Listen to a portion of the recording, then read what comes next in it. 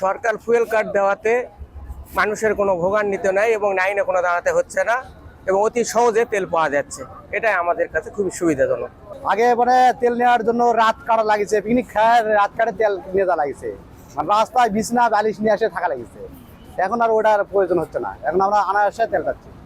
Fuel card পাওয়া থেকে অনায়াসে আমরা তেল দেওয়া দিতে পারছি, কোনো সমস্যা হচ্ছে না। তেল নিতে আসছে ফুয়েল কার্ড নিয়ে, এই কারণে আমাদের ভোগান্তিও নাই, কোনো হয়রানিও নাই। সাধুবাদ জানে, এটা ভালো দিক আমি মনে করি, গ্যাঞ্জামটা এড়িয়ে যাবে।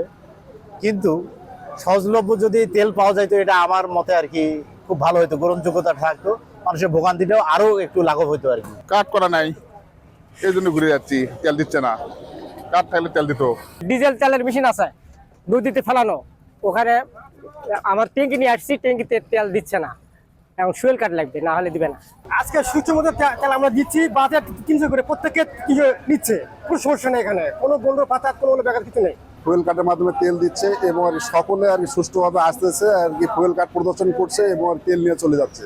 আজকে কোনো ভিড় নাই এবং কোনো আর কি লোকের যে গ্যাঞ্জাম হয় এই বিষয়গুলো আজকে নেই। আজকে সবাই আর কি সুন্দরভাবে এবং অল্প সময়ের মধ্যে আর কি তেল নিয়ে যেতে পারতেছে।